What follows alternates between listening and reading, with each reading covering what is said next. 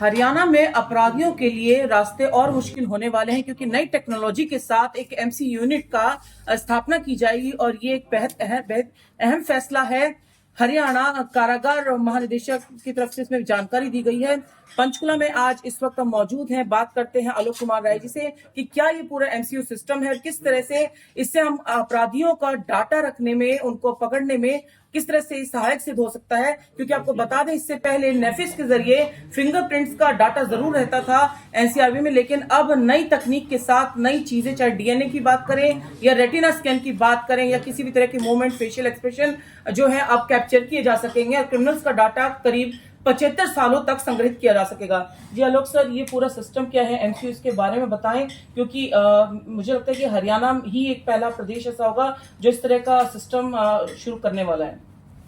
जी, सबसे पहले मैं ये बताना चाहता हूँ कि पहले भी हमारे इस बारे में डिस्कशन हुई है।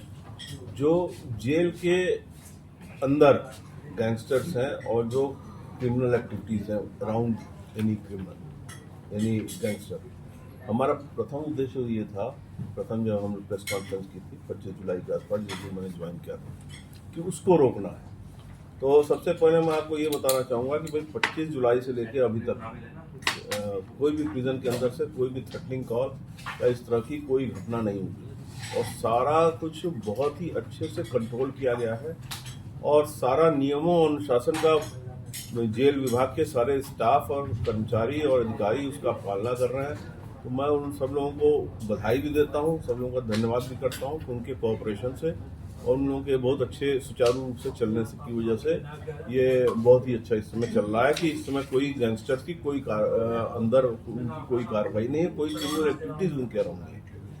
दूसरी बात यह है कि एमसीयू में हमने इसको पहल करना तुरंत उचित समझा और तुरंत हमने बताना उचित समझा, क्योंकि ये एमसीयू लगने के बाद से इनकी जो नेफेरियस एक्टिविटीज़ हैं वो और ज़्यादा क्रिमिनल्स की कंट्रोल होने वाली हैं जी। और हमारे पुलिस ऑफिशियल्स जो हैं और जो प्रिजन ऑफिशियल्स हैं उनको एक एज मिलने वाला है। तो एनसीआरबी ने हमें सारे इक्विपमेंट्स प्रोवाइड किए हैं और हर्ट्रॉन के माध्यम से उसकी परचेज हुई है और वो अब हम जेलों में लगाने जा रहे हैं। उसमें रेटिना स्कैन भी है, फिंगरप्रिंट आइडेंटिफिकेशन हमारे पास पहले से था जिसको नेफिस की प्रणाली के नाम से लोग जानते हैं, वो लेटेस्ट टेक्नोलॉजी होती थी। अब ये उससे भी आगे की टेक्नोलॉजी, एडवांस टेक्नोलॉजी है। इस एडवांस टेक्नोलॉजी से ये होगा कि जैसे किसी सीसीटीवी फुटेज में कहीं किसी क्रिमिनल का अगर केस चेहरा आता है या बॉडी का कोई पार्ट आता है जिसको एनलार्ज किया सकता है, तो उसके एनालिसिस से यहाँ तक पहुँचने की में सुविधा होगी जिसमें क्रिमिनल को आइडेंटिफाई किया जाएगा। तो एससीआरबी जो है हमारा नोडल अथॉरिटी होगा फॉर स्टेट।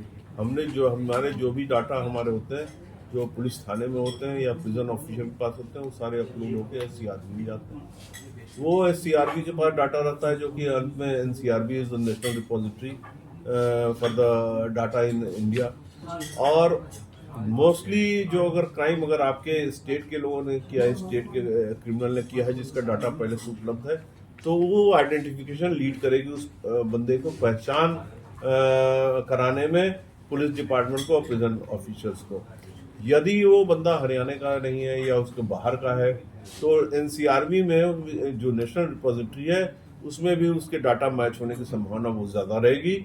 और इससे एक चेंज है, एक बहुत बड़ा चेंज है, सी चेंज है, एक कॉपरनिकन रिवॉल्यूशन टाइप का चेंज है जो आपको इंडियन पुलिसिंग सिस्टम में दिखाई देगा इसके लगने के बाद से। जी।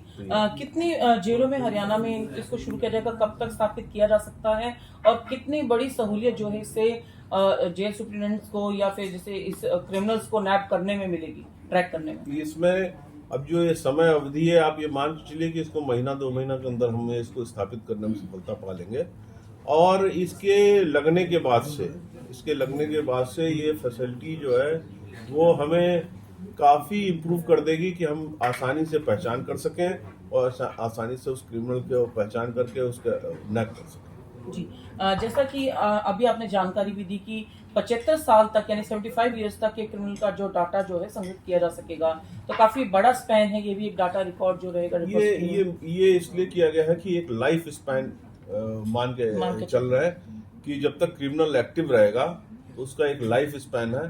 तो अगर 75 ईयर्स तक उसका डाटा हम रिपोजिटरी में मेंटेन करके रखते हैं, तो अगर कोई भी उसने दूसरी क्राइम की जहाँ से उसकी आइडेंटिफिकेशन संभव है, अगर सीसीटीवी फुटेज में आया हुआ है या दोबारा उसके क्राइम जब उसने क्राइम किया और नैप कर लिया गया तो दोबारा वो आया हुआ, तो उसके पहचान पत्र से पुराने सारे सिस्टम निकाले जा सकते हैं। जी बिल्कुल, देखिए बेहतरीन तरीके से इस डाटा को एडवांस टेक्नोलॉजी के साथ इकट्ठा किया जाएगा। जो भी नए क्रिमिनल्स होंगे और जो अब जेलों में जिन्हें बंदी बनाया जाएगा, बंदी बनने के साथ ही उसका सारा डाटा ऑटोमेटिक तरीके से अपलोड हो जाएगा। और उसके बाद आपको बता दें कि एमसीयू यूनिट जो है इसमें रेटिना स्कैन होगा, जैसा कि सर ने बताया कि facial expression, body part, body movement, तमाम ऐसी चीजें हैं, डीएनए तक भी। अगर कहीं किसी क्राइम स्पॉट पर कोई डीएनए के लिए कोई ऐसी चीज मौजूद है, नमूना मौजूद है, चाहे बाल है, स्वेट है या किसी भी तरीके का, तो वो भी, उससे भी अब क्रिमिनल्स को पकड़ा जा सकेगा, ट्रैक किया जा सकेगा। और बेहद